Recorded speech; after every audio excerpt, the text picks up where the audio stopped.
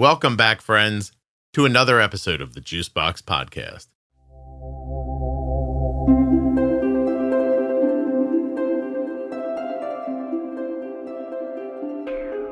Today, my conversation with Erika Forsyth is focused on the things that impact us and how we communicate online and in our personal lives.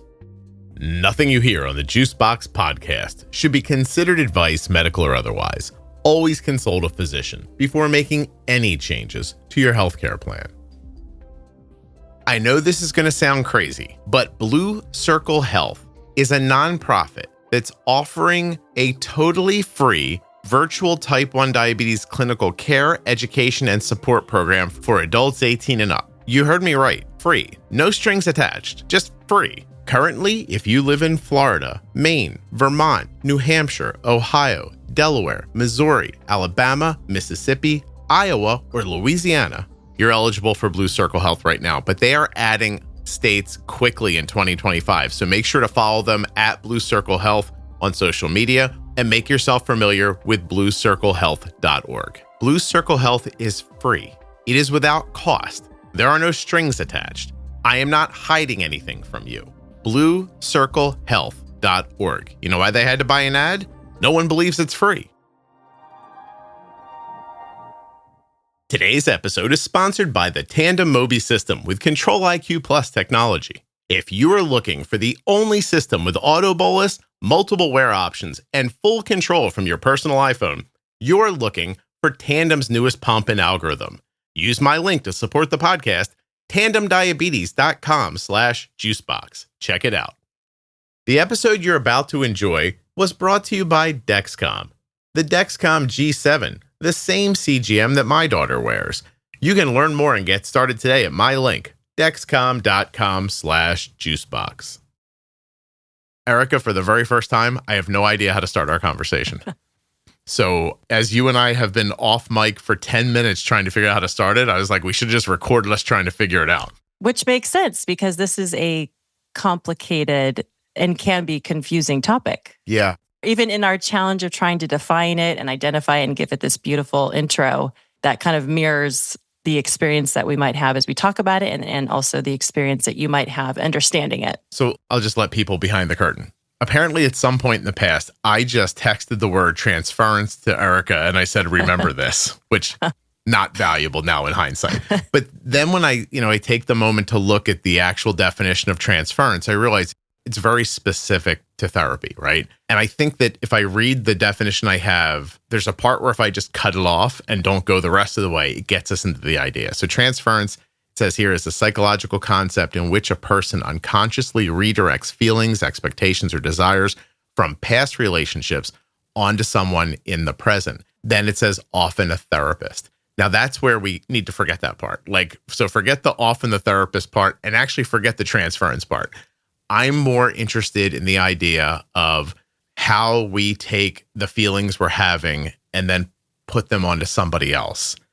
And then at times use that as an agreement with ourselves that it's okay now to be harsh in return. I see it online. I see it when people talk about their physicians. I see it when physicians talk about their patients sometimes. I've had some anonymous doctors come on and speak. I'll never forget the first time it happened. I asked an anonymous doctor, what's the problem with the healthcare system? And their opinion was the patients don't want to take care of themselves. And I don't think that that's obviously everybody, but it was an overwhelming enough perspective that this doctor had. They were willing to say it out loud.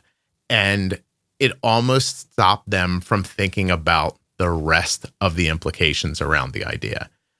And anyway, I think we just start talking. We're going to find our way through this. I think it's an important topic, even though I don't know what to call it at the moment. Yes, as you mentioned, transference is a concept that is named and identified. And as a therapist, you're trained to be aware of that. But it certainly occurs in all of our relationships, our romantic relationships, our peers, our coworkers. Maybe to clarify the difference between transference, which is your feelings, desires from your past that are usually from past relationships or experiences that you're putting onto the person you're connecting with in the moment, versus projection, which is how you're feeling in the moment and putting that on the other person. And it doesn't have anything to do with past relationships or past trauma or past attachment. You just, as the example we were talking about earlier, you wake up on the wrong side of the bed, you're kind of grumpy, irritable, you go out into the world, you interact with your checker, and you might say something kind of maybe sharp, unknowingly or unconsciously, and you walk out and you say to yourself, gosh, that checker was really kind of irritable and bitter, but really it was you. Yeah. It was you. What's wrong with projection. Them? Right. Okay. Which happens a lot of the time. What we're experiencing is projection and having that awareness. And even sometimes in a lot of, marriages, a good intervention is like you say, oh, P card, you're to interrupt as soon as you feel like your partner is putting that on you, of like your partner, they're stressed, they're having a stressful day and they're putting that anxiety or stress on you. You can just, say, oh, pull on the P card instead of the D card, as we often. Erika, you're saying the P and the D card, and I think we're thinking about different things. So what do those stand for? The projection card. Oh my gosh. Okay. You just made me blush. Sorry. So that's projection, and it happens all the time, and it's simple to be aware of and then interrupt and intervene without getting into it with your colleague or partner. Mm-hmm. So that's projection. What we're talking about is most of the time, I think in our examples in conversation today, is the transference, which is really from your past, your experiences that you might have developed coping mechanisms. We've talked about, attachment styles, and we've talked about past trauma. Mm-hmm. That is all that's all at play. Yeah. In transference. See, that's where it touches the diabetes for me. Like that part of where the things that have happened to you in the past really do flavor how I see people responding to things. And I think it just needs to be spoken about, because I think you're holding yourself back sometimes. And at the same time, you could be holding back other people. And I'll maybe talk more about that in a little bit. But I guess for me, the idea is that, how they say, if there are 10 people that witnessed a crime and you interview all 10 of them, you get 10 different descriptions of what actually happened, because people's perspectives are different. That idea always interests me in my personal relationships, because when I'm in a group of people, or even if we're not all together, but we're a family or, an extended family, or people you work with or something, it's always in the back of my mind that what I think is happening right now, no matter what it is not what they think is happening right now. Not exactly. You know what I mean? And so you can say something and mean something in to you is a very pointed way, and then come to realize 6 months later that that's not how that person took that. Mm-hmm. So life is always moving. It's nebulous, right? It feels like you're doing one thing, but something else is really happening. That person thinks something else is happening. You've got 2 kids. They see it a completely different way. But in your mind, the story is being written one way, and in everyone else's mind, it's being written a different way. And no lie, if you brought them all together and compared them, it's incredibly possible that their description of their life with you would not be even reminiscent of your description of your life with them. Mm-hmm. Anyway, I don't say that to make a further point, other than I find it valuable to keep that in the back of my head while I'm interacting with people.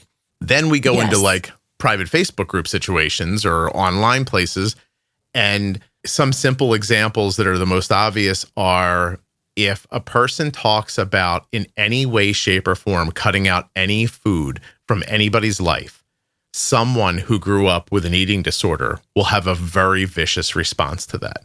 And I know why they are doing it. Like, they think they're defending someone against having to go through the trouble that they went through, right? Mm-hmm. And maybe are still going through. Sometimes it just devolves into things I don't understand. Like, somebody will just misuse a word, or their intent will come off, halfway the way they meant it to and halfway not. And I used this as an example before we started recording, so I'll say it again. It's happened last night. It's going to happen again tomorrow.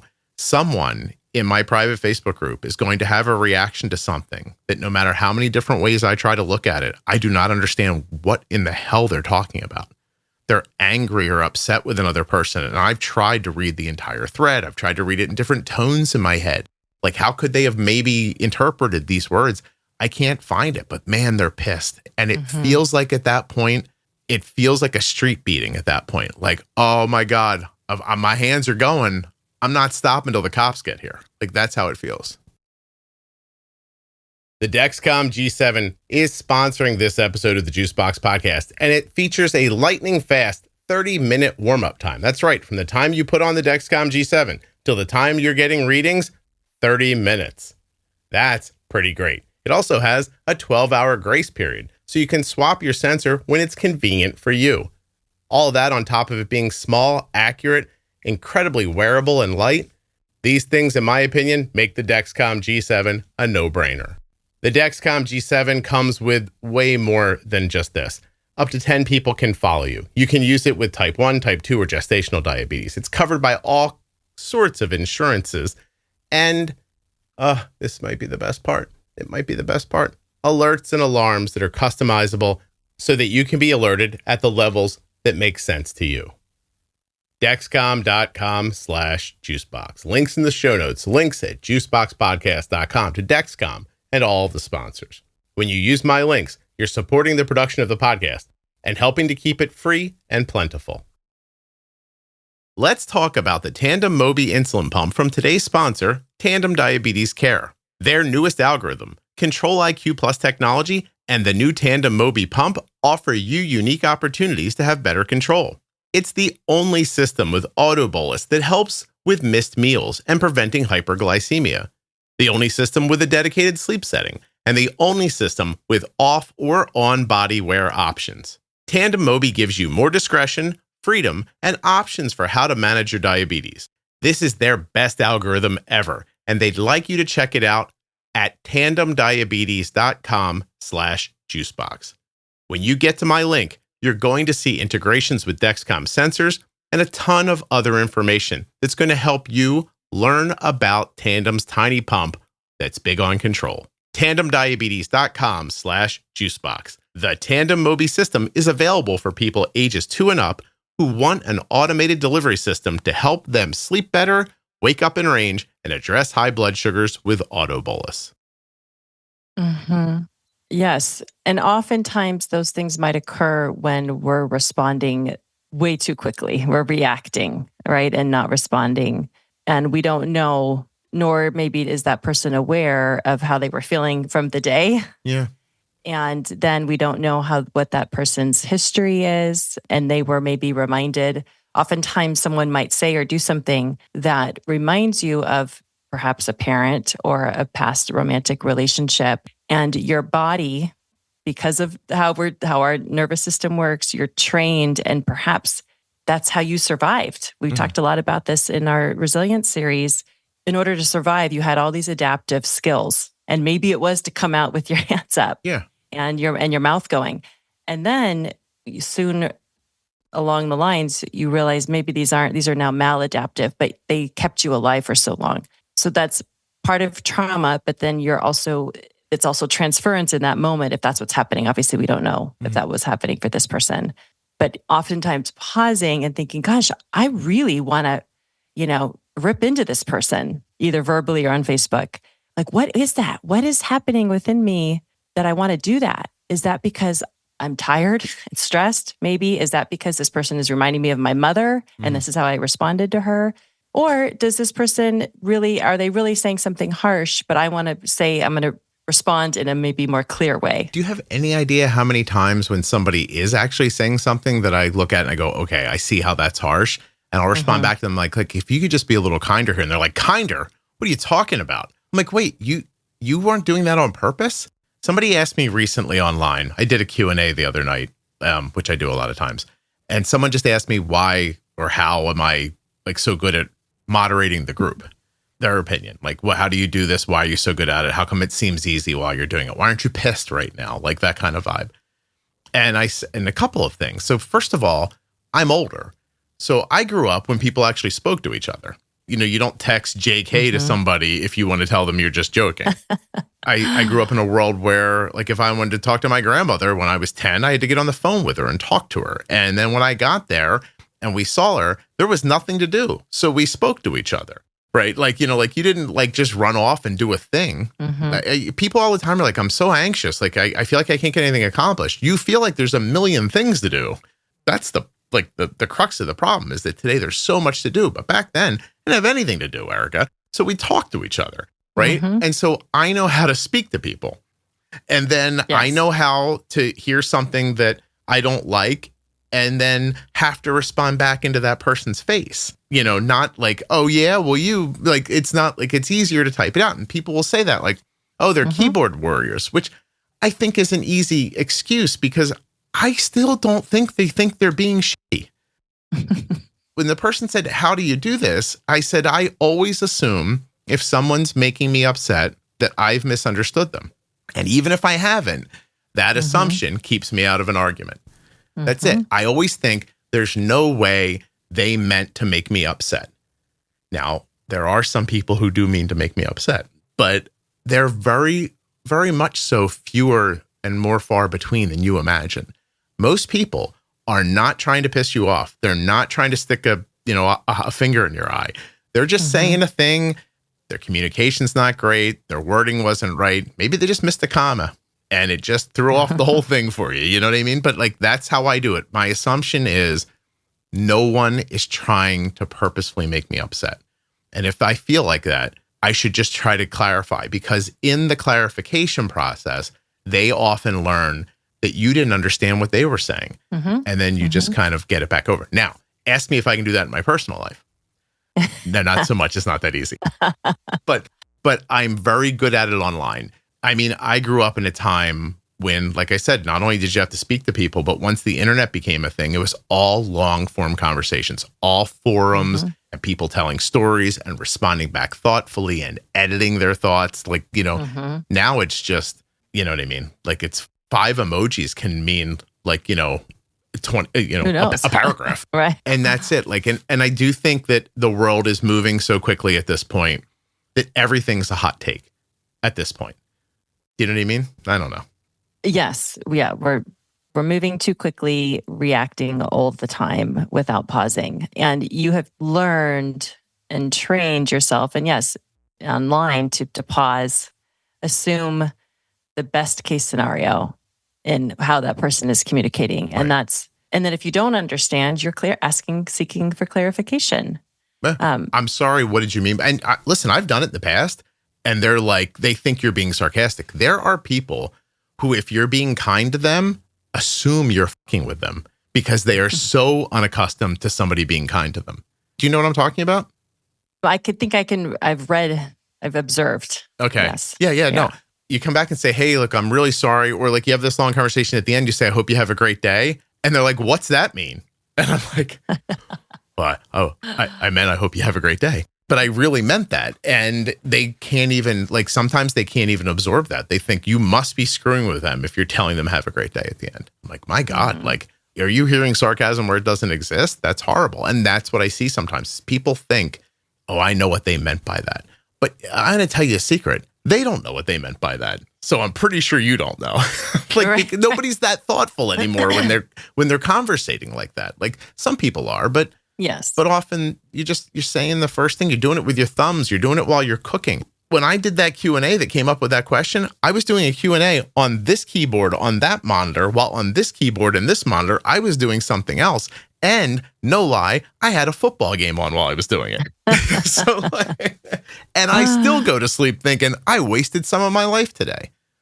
But I did more that day than probably, in a week that I used to do before all this existed. So, so is that part of it? Is it, you know what I mean? Like, do you think we raised a generation of people who aren't great face-to-face communicators anyway, and then skipped over the face-to-face and asked them to do what I think is a more difficult form of communication, which is in writing?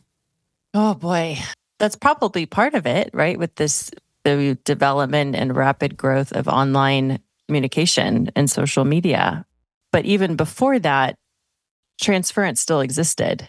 Yeah. And perhaps now we don't have as much, mass experience of practicing in real time, in face-to-face time, as much as we did perhaps 20 years ago even.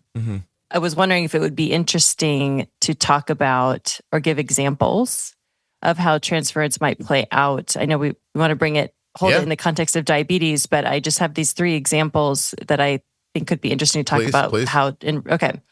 in a work relationship, a person with a strict, demanding parent. So as a child, you grew up with a strict, demanding parent.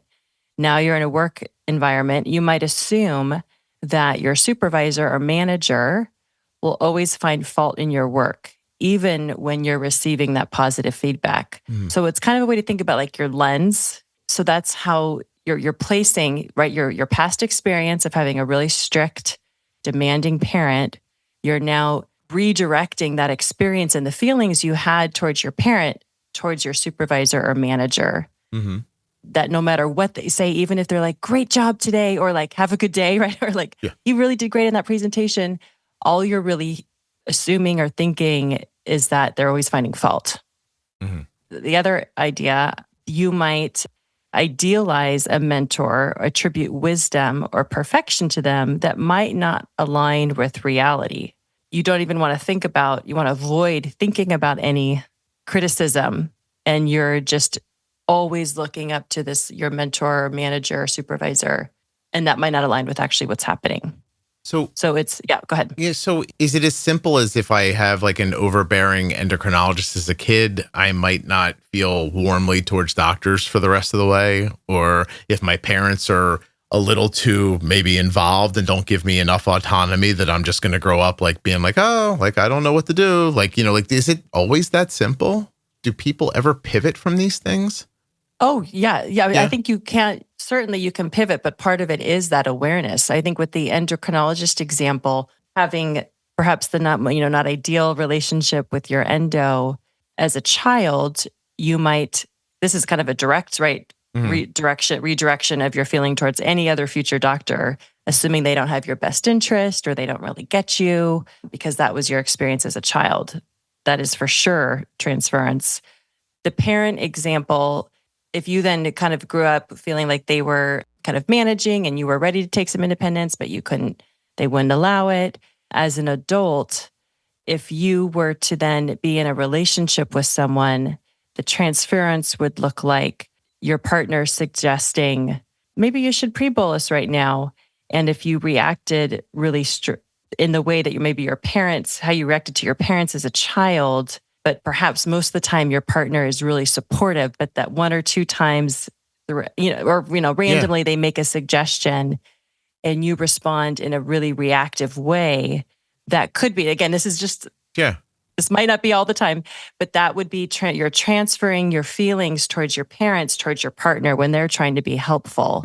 Your partner could be doing it too much, and that's a whole different issue, right? Does that make sense? It does. And I actually have a couple of examples here that I'm just going to read it. Doctor-patient relationships, how transference could kind of show up in type 1 diabetes. A person with type 1 may unconsciously project past experiences with controlling or dismissive doctors onto a new healthcare provider. If a child had an overly strict endocrinologist, they may grow up avoiding medical advice or distrusting doctors.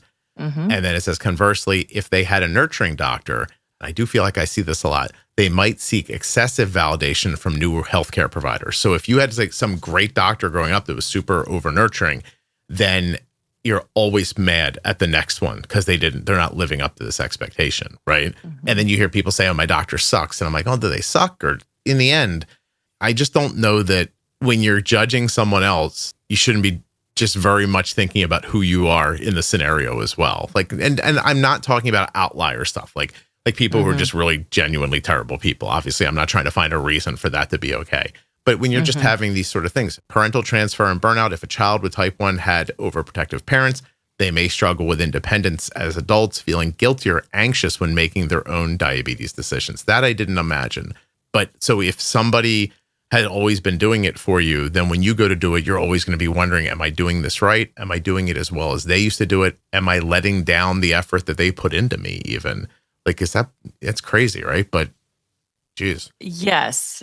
Although that, I mean, I guess that is loosely, this is where the confusing, like transference usually is put onto a new person. Right.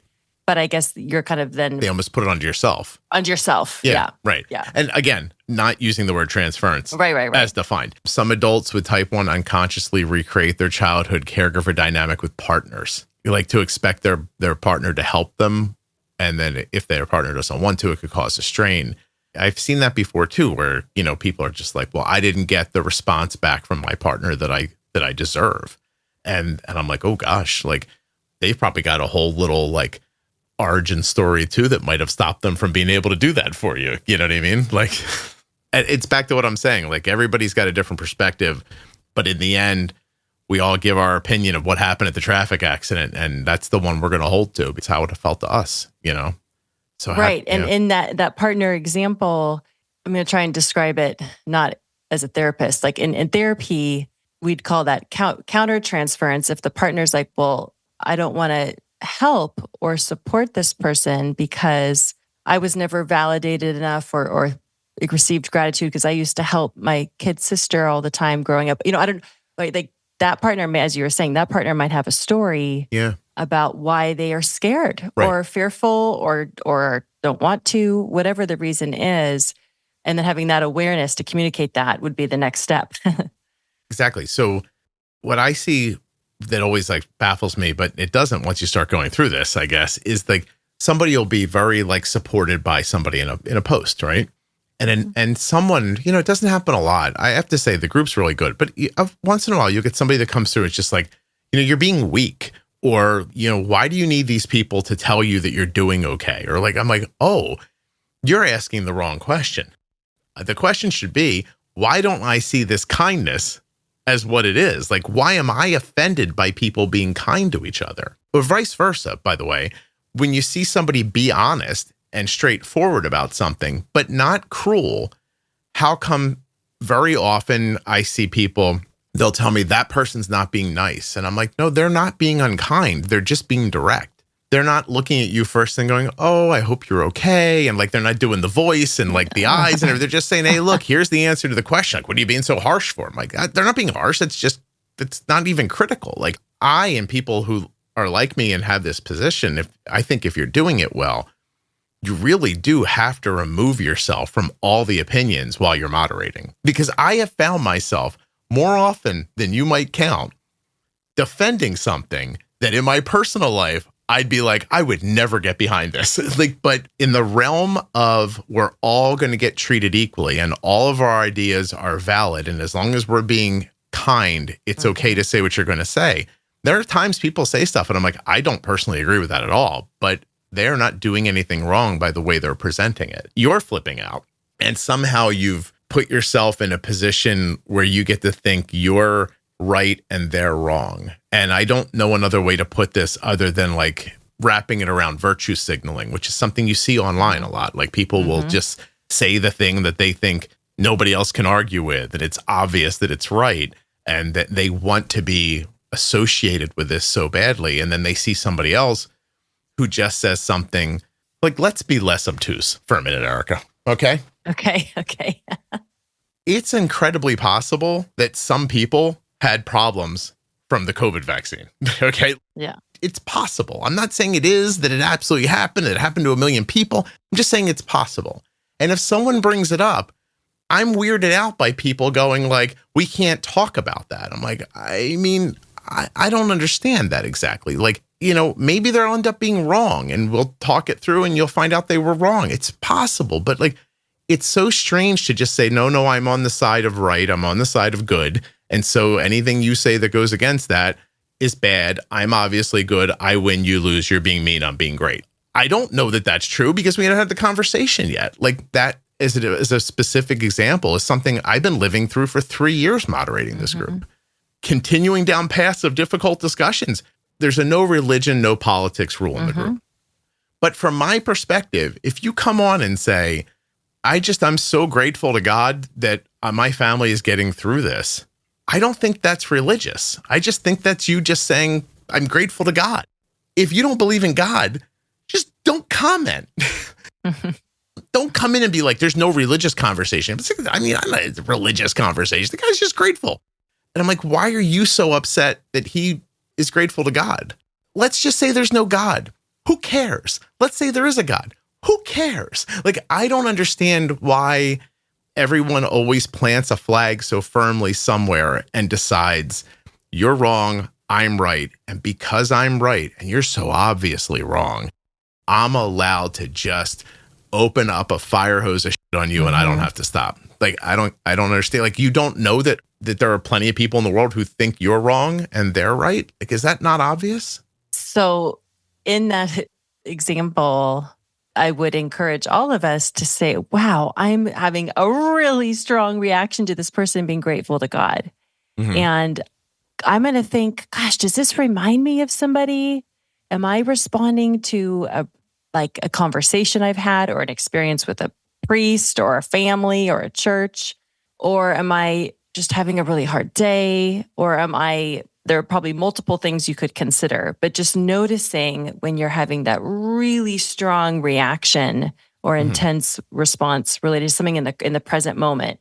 Is this reminding me of something from the past? And if not, okay, then think about how you want to respond. Yeah. The most interesting way to parse through that, if you're listening, in my opinion, is this. A conservative-leaning person thinks of me as conservative. I'm talking about me. Mm-hmm. A religious person thinks of me as spiritual because I've said I'm not religious.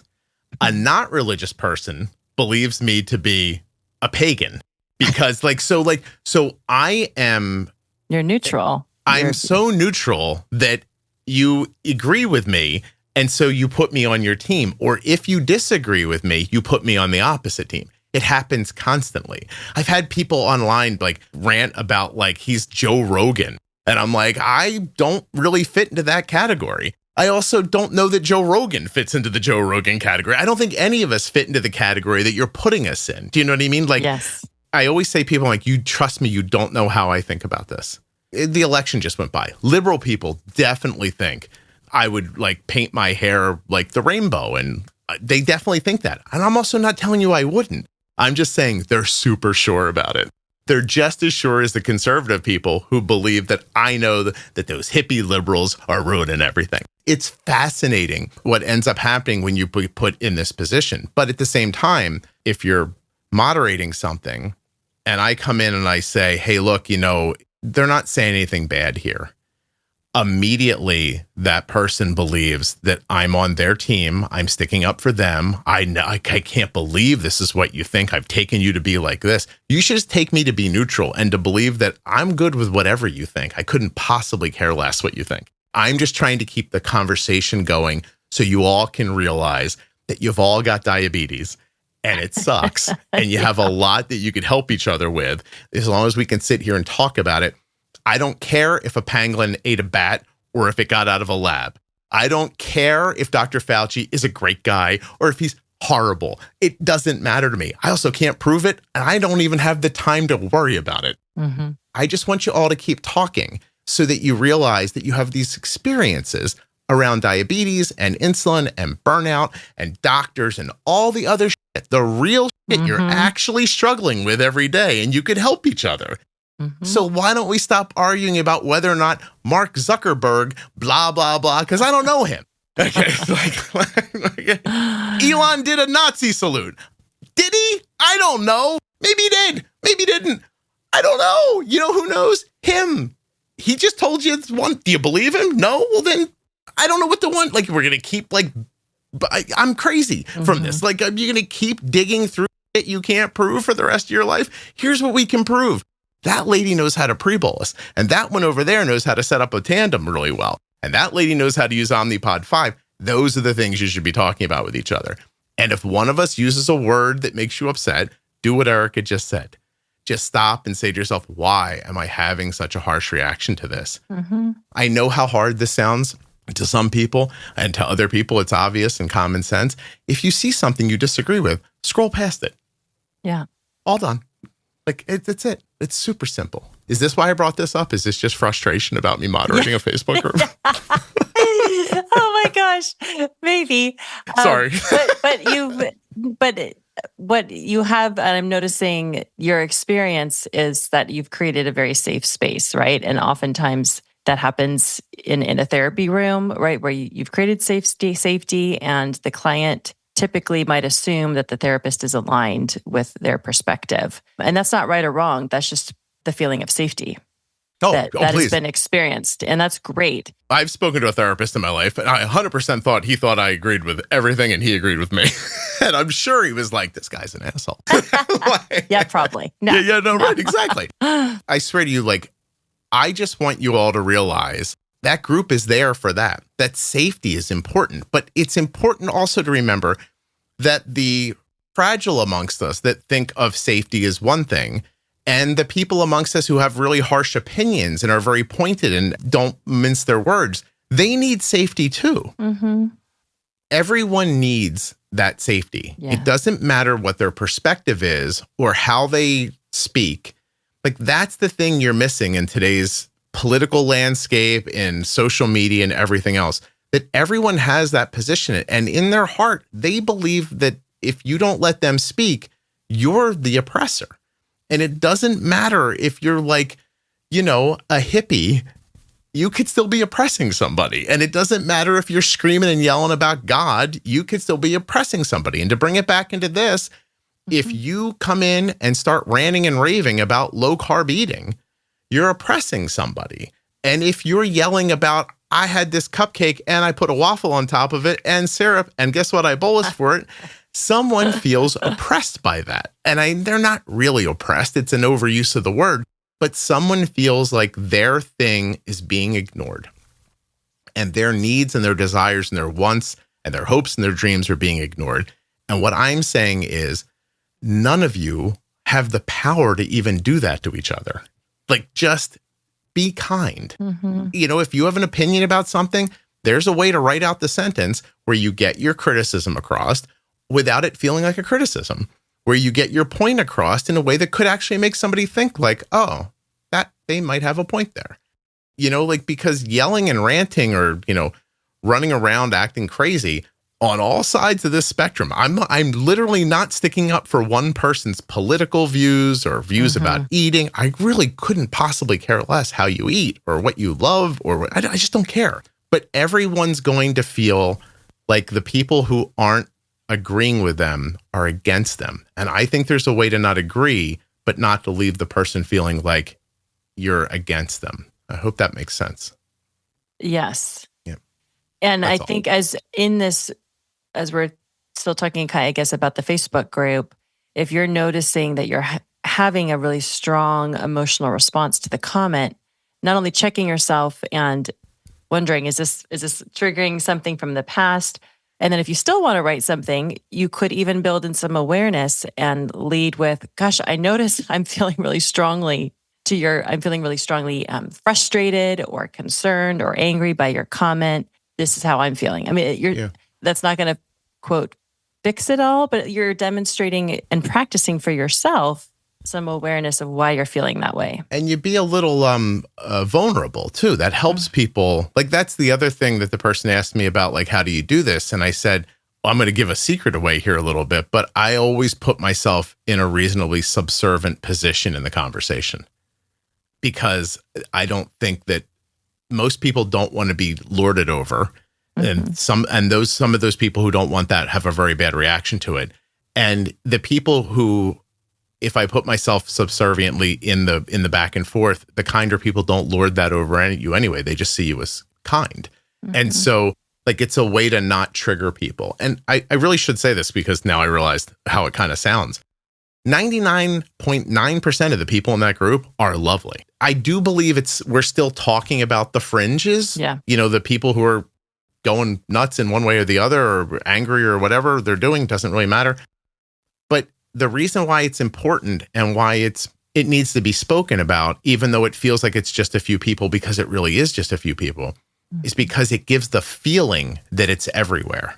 That's the problem. Is that literally, what's the saying? One bad apple spoils the whole bunch. Is that, like, it doesn't really spoil the bunch. It makes you look at the bushel of apples and go like, oh, I probably shouldn't stick my hand in there, even though there's only a worm in that one right there. I could probably grab this one from the other side. The reason I'm so quick about it online, and try to be so quick about it online, is because in a group where sometimes 50 new people are coming in every 24 hours, 2 people, you know, it's 2 people an hour, right? Like 2 new people an hour. The first thing they see when they get there can't be your crazy ass talking about some crazy thing and having some other crazy person yelling back at them who's just having a bad day, because we finally got them to a place that's going to help them.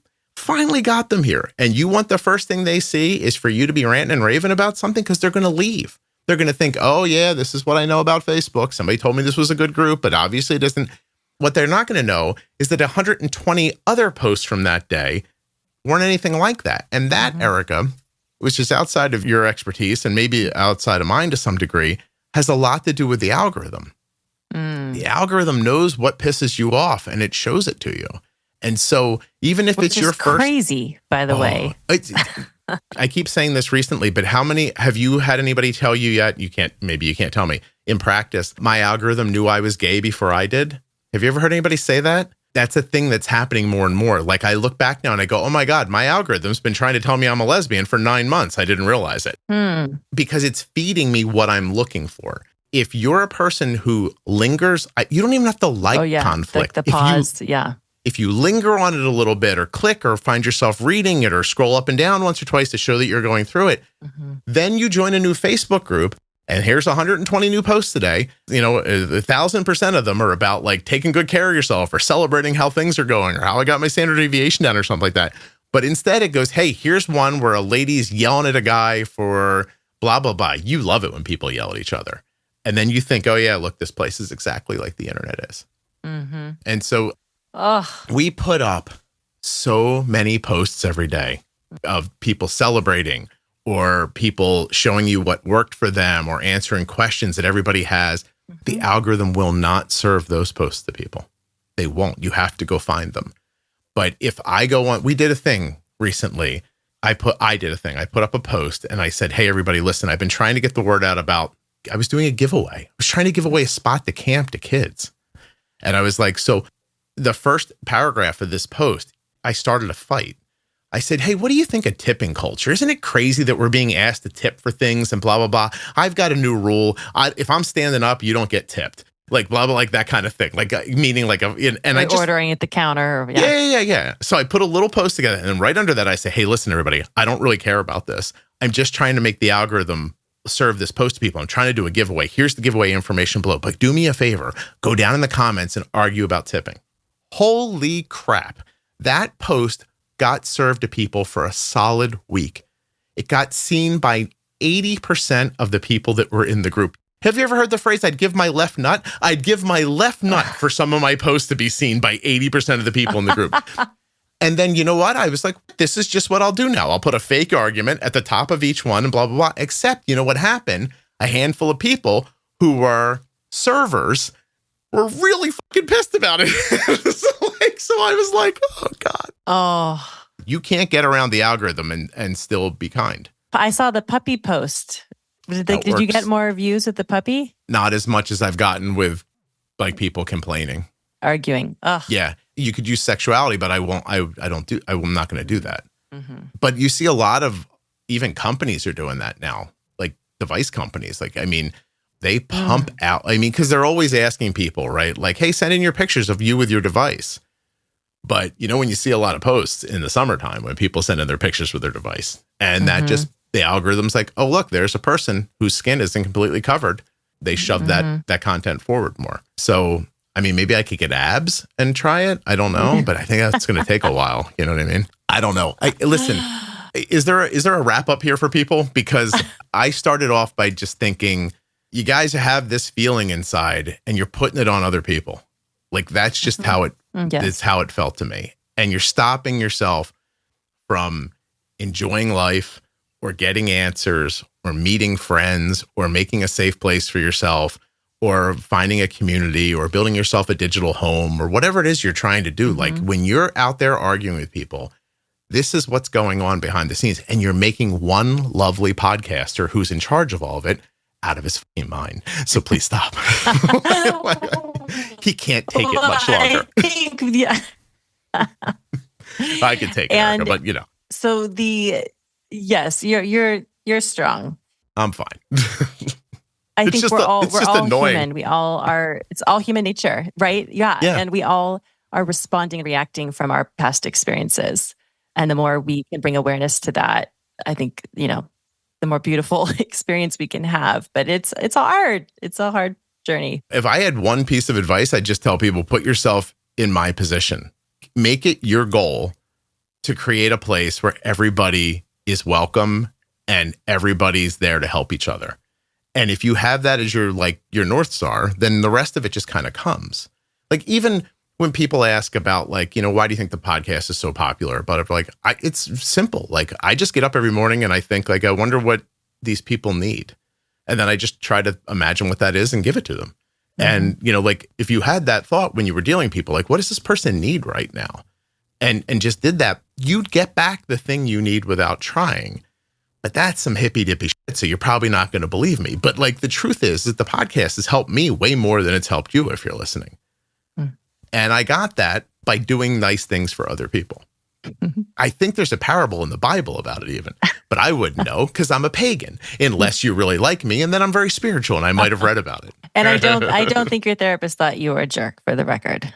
He's a lovely guy, by the way. I really did like him, but he's still around. Think I should stop by and say hi? There's no way he'd remember me. Can you imagine if I just popped in? I'd be like, hey, what's up? He'd be like, get out of here. No. Oh, you don't think so? You don't think he'd be like, hey, you're not paying me. I don't want to see you.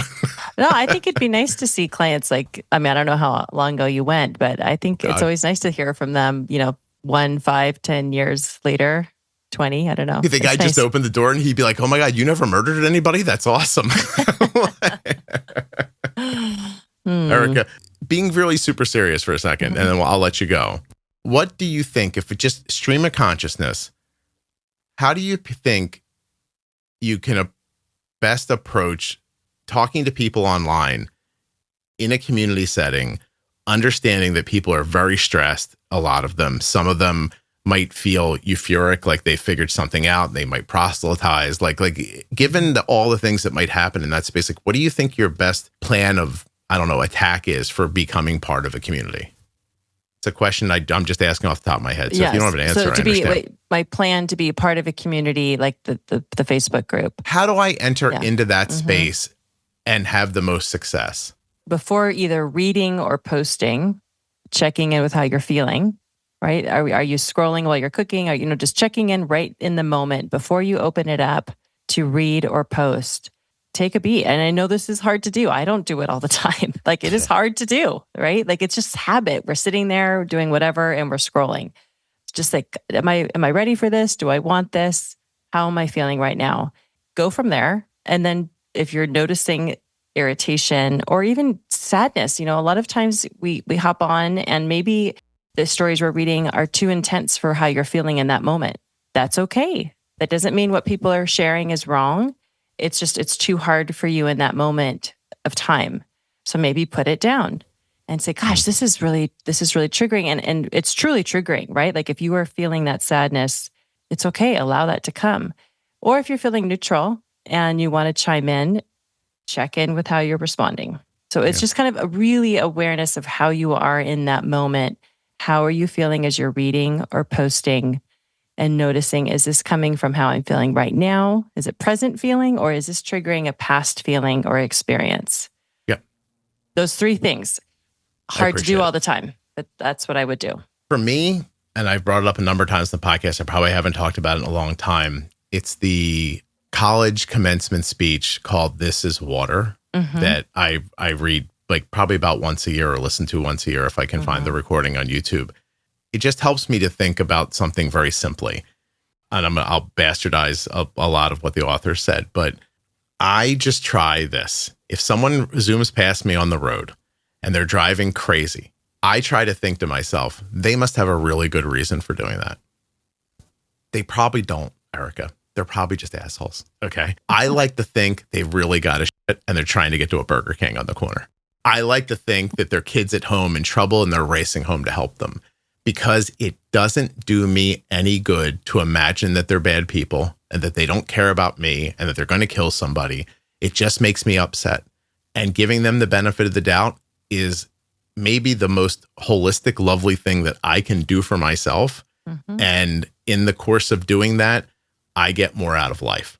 So if you go into that space just thinking like, if someone's doing something that's really rubbing me the wrong way, I just assume they either have a very good reason for it or I'm misunderstanding them. I give them the benefit of the doubt, and then it always works out for me. That's how I don't end up in arguments with people online. I get put in so many situations every day that if I came from any other perspective, I'd be laying waste to people constantly. Yeah. Because, someone's always got a problem with something, like I spoke about earlier. And like, you can't be the one who's just always coming in with a ruler and cracking people over the knuckles. Like, it just doesn't work that way. So anyway, I appreciate you doing this with me. I know I talked a lot. I apologize. Oh, it's all good. Thanks. Hold on one second. I'm going to say goodbye to you.